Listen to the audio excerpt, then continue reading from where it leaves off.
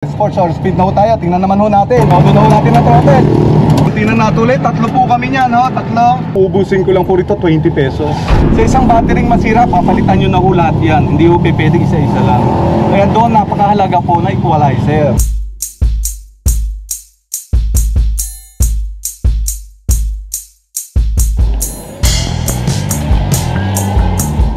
Hello family, welcome back po ulit sa channel natin, Family Moto. So today's video po ay bibigyan ko po kayo ng idea kung gaano po kabilis o yung top speed nito pong EMC Gold 2. Ito po version 2 ng NWOW. Yung iba nagme-message po sa akin ano daw po yung top speed.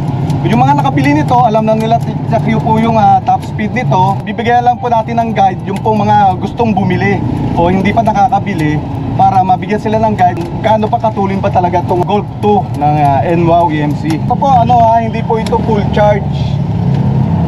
Nung makalawa ko lang po ito pinull charge, tapos nagamit na po siya pangatid-atid sa school, pamalengke, mga 2 days po. So ito, pag natakbo po tayo ng regular, nasa 63, 62, 63.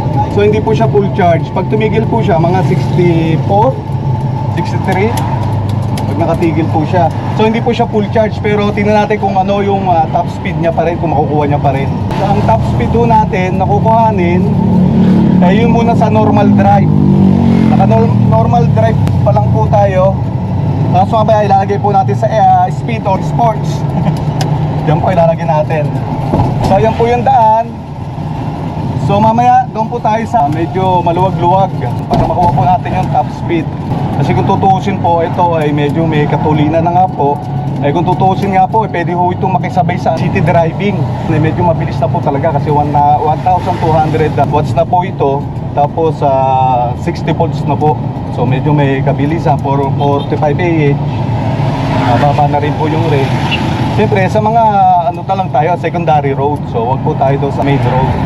So yun, testingin po natin ngayon ho. So drive mode lang ho tayo, normal. Tingnan natin yung bilis ng drive mode. O ngayon, umpisa na ho natin. Didiin ko na. Yan, tumatakbo siya ng 41. Sa drive mode po lang yan, ha. Drive mode. So matulin na rin, ha. Matulin na rin po, drive mode pa lang.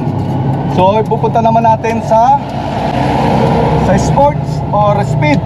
Ayan, sports or speed na ho tayo. Tingnan naman ho natin. Doon na ho natin ang throttle. Tingnan natin kung makukuha kahit hindi siya full charge.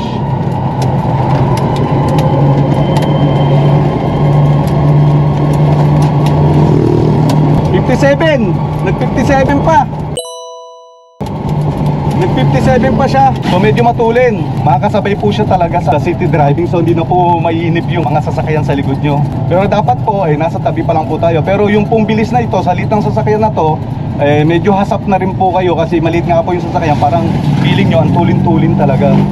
Unlike po sa kotse, mga gantong takbo, sobrang bagal po niya. Diba? Sa city driving naman po, tumatakbo lang naman po tayo dyan ng sabihin natin 50 to 60 to 70 kilometers per hour lang po Hindi lang po naman talaga kaya natin takboy sa city driving Diba? So ito, makakasabay na ho to. Basta sa secondary road po pwede naman ho tayong yung tawid-tawid lang.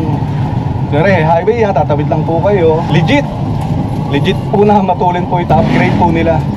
Maganda na po. So mag-enjoy na po talaga kayo. At hindi na po kayo maboboring.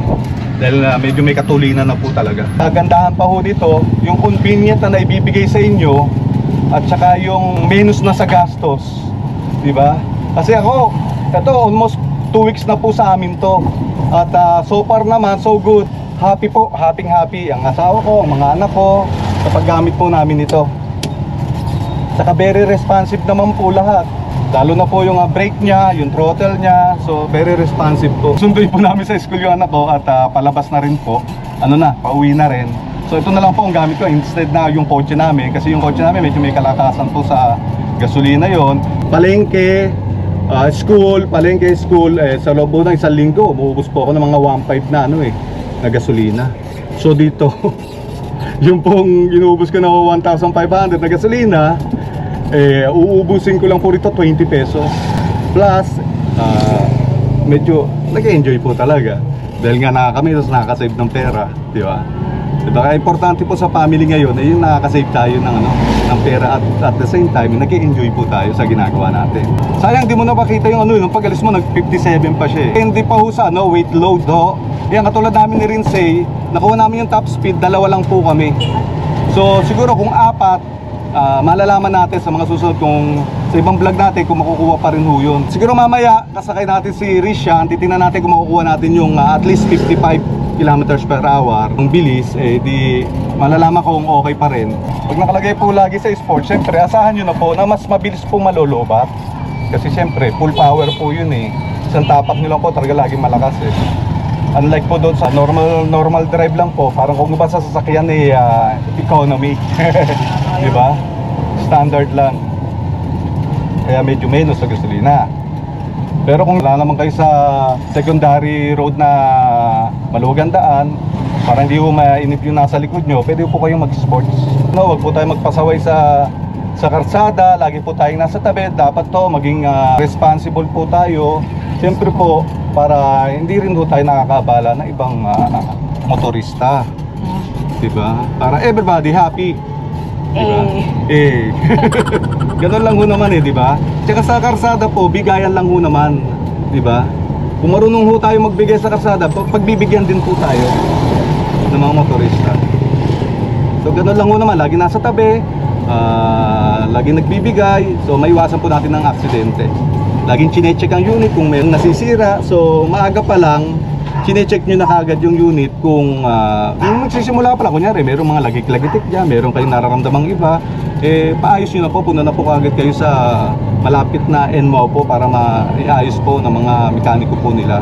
Kung nagsisimula pa lang yung sira, hindi lalaki, di ba? So mas menos po yung gastos natin. Ganun lang po yung maintenance. At saka maintenance lang po naman talaga nito is yung oil, yung brake oil, tapos yung motor oil, yung pong sa motor niya. Yun lang ho, maintenance, every 6 months lang ho naman yun eh. Change oil lang po kayo, yun po ang kailangan nyo alagaan. Tsaka yung brake pad nyo, syempre pag naupod yun, magpapalit kayo. Alaga rin po yun dapat sa charge. Tapos yung charge, kailangan yung tamang pag-charge. Syempre, bago kayo mag-charge, kung ginamit nyo yung e-bike nyo, bago kayo mag-charge, at least kalahati o 1 oras ipagpahinga nyo. Tapos kapag charge nyo na, pagkatapos nyo pong i-charge, at least kalahating oras or 1 hour, pagpahingahin nyo rin bago nyo gamitin. Para maiwasan nyo humaba pa yung lifespan nitong ating battery. At tungkol po sa lifespan, mamaya po ipapakita ko po sa inyo yung nabili ko pong equalizer, battery equalizer, para papakita ko po sa inyo kung gaano pong kaganda yon at kung paano po siya makakapagpahaba ng lifespan ng battery po natin. Kunyari, perfect po yung inyong pag-charge at saka yung hindi naman lobat na lobat kapag sinacharge nyo, hindi kayo namamatayan. So perfect po, maganda. So tatagal po ang battery natin at least 2 years. So kapag naka-equalizer po kayo, tatagal po yan ng 3 years pataas, sigurado po yan. Yung factory charge niya is 12 volts. So yun po yung yung standard. So syempre pag ginagamit nyo yan, tumataas na po yan eh. Nagte-13, 14, minsan nag-15, 16 pa yan kapag hindi maganda yung pag-charge nyo kasi nag-over po siya, nag-over po yung charge. At the same time, kapag wala ho kasi equalizer, pag nagagamit nyo na malimit, yung pong isang battery, minsan i-detect nyo, meron dyan 13, 12, may 14, may 15, 16. So kapag hindi na equal yung flow ng kuryente. Hindi na equal yung flow ng kuryente. So ibig sabihin hindi na pare-parehas. Kapag i-charge nyo ngayon yun, tataka kayo, ba't ang tagal-tagal nitong mag-charge? Ang tagal-tagal, so nakaka 8 oras, 9 oras, 10 oras na, hindi pa rin siya nagpo-full charge. Yung iba, ang tagal po bago po mag-full charge kasi nga po mas mababa. Yung pong iba naman, kunyari sabihin natin mas mataas po yung voltahe, full charge na po kaagad siya, tapos hinahabol pa ho yung isa. Ang nangyayari po, yung full charge, dahil sa hinahabol niya yung mas mababang volt para mapuno po yung isang battery na yon, na-overcharge na po. So doon po nagsisimula ang sira ng battery, nag-expand, kumukulubot na po, nag-expand, doon po nasisira. Even po yung yung voltage nung ating battery, may iiwasan po natin yun. So, hahaba po talaga yung lifespan. So, imagine niyo sa isang battery masira, papalitan nyo na ho lahat yan. Hindi ho pwede isa-isa lang. Kaya doon, napakahalaga po na equalizer. Yun po talaga. Sa experience ko po, napakahalaga. Kaya mas okay na mag-invest ka na agad dun sa equalizer kaysa mapagastos ka pa ng malaki. Ito pong ibabahagi ko sa inyo equalizer, mura lang po ito eh. So, papakita ko niya na rin po sa inyo yung pangalan. Kayo na naman magbasa kasi bawal po kami magbigay ng mga link. Tapos pangalan kung hindi naman pinagbabawal po sa amin sa YouTube yan. So kaya hindi ko kami nagbibigay. Tulukuyang nasa Ginaldo Highway pero tawid lang po ito ho. Galing po kaming Anabo. Tawid lang po ito para sunduin yung anak kong nag-aaral po. So tawid lang po ito. Siguro ilang lang po ito. Metro. Mula doon sa pagtawid po natin.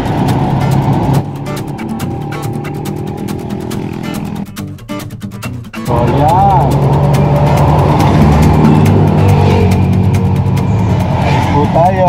Alis na po tayo sa school. Siyempre, for the safety, tatabi tayong ganyan. Tapos ilalagay nyo siyempre yan sa neutral. I-handbrake nyo. Okay po. Okay na. Hintayin na po natin kung nasa si... Ayun si Risha. Nagkabag.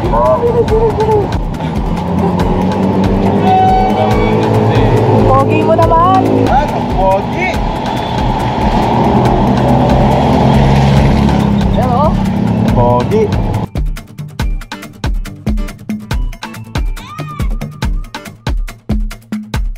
Bali tatlo na ho kami ho. Siguro ako ang kilo ko 90 kilos. So ano, kaka-check ko lang kanina na sa 65 po ako. 65 ikaw kaya Risha, siguro mga 75 kilos to 80 ka no? Close up naman. Kasi malaking tao ako eh. 6'1 po ako eh. Mga 80 or 70. Mga 80, sabi natin mga 80 kilos ka. Capacity rin naman ho ng weight load 300 yung weight load po nito. Weight load or load weight? Yung load weight itong Gold 2. So titingnan natin doon sa bigat po namin na yon kung makukuha pa rin yung top speed. Yung 57 kanina. Yung 56, 57 or 55, magiging masaya na po tayo sa 55.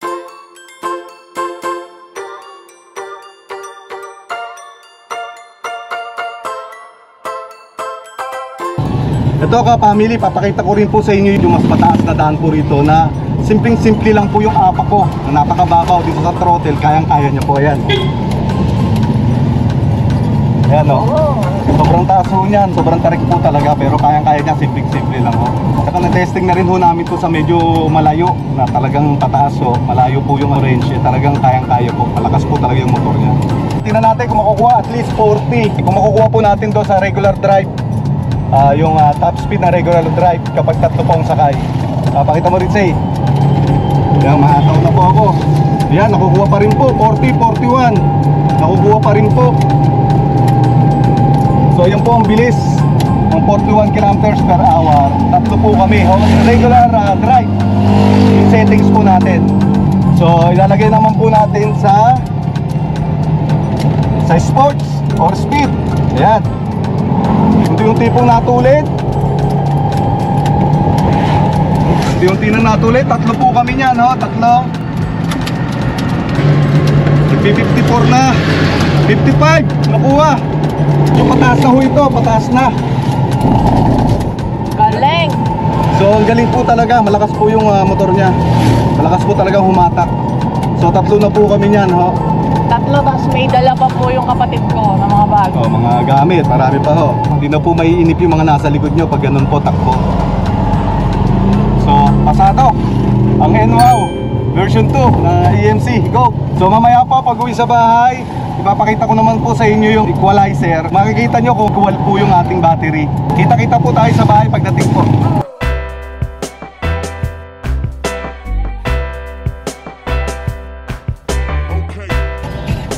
Yan, nandito na po tayo. So, pagpapahinga lang ho muna natin at least mga 5 minutes bago natin i-check po yung equalizer kung equal po yung kanyang voltage. Yan, family, ay papakita ko po sa inyo yung yung nabili kong equalizer. Dito ko po tinago sa compartment niya. So, bali nakuha ko to last week po. Ako na lang po yung nagkabit. Madali lang po naman ikabit to. So, ito dito ko na lang po nilagay. Ito po yung kinuha natin. Detect po ng bolt. So ito, ano to ha, maliit lang. Tapos ang kagandahan ho rito, automatic siya. Bubuksan po natin, pindot lang pong ganyan. Automatic na po.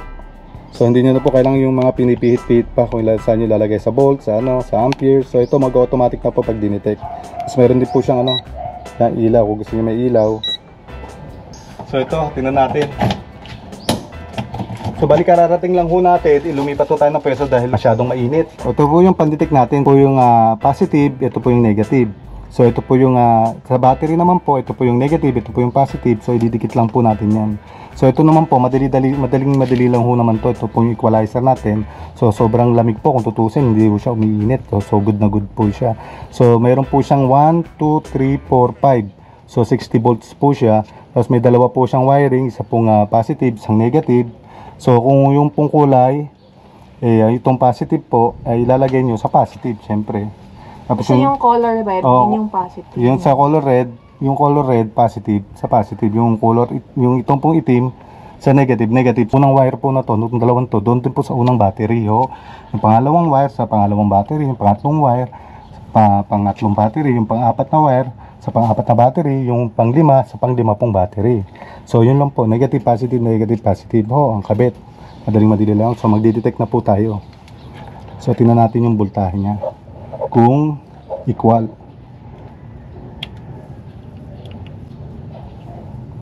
Yan, 12.7.8. Tapos pangalawa is 12.7. Halos dikit din, puro 12.7, no? Tapos may mga siya, sobrang konting-konti lang ho naman. 12.78. Yan na. Pulpat na battery.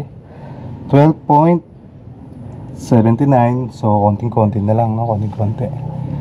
Halos equal ho siya talaga. Itong isa is 12.76, no? So kung makikita nyo, equal po talaga. Kung meron lang ho, so sobra sa mga point, i-arrange niya pa ho yung trabaho ng equalizer, ini-equal niya po yung voltage. So, mamaya po, magpapare-parehas po ng voltage yan. So, kung may sobra man sa iba, ililipat niya lang ho doon sa ibang battery na kulang. So, hanggang dito na lang po yung vlog namin. So, sana po nagustuhan ninyo. At sa mga susunod pong vlog natin, sana po ay panoodin nyo pa rin. At may mga eco-content pa rin po tayo rito sa NMOW EMC Gold 2.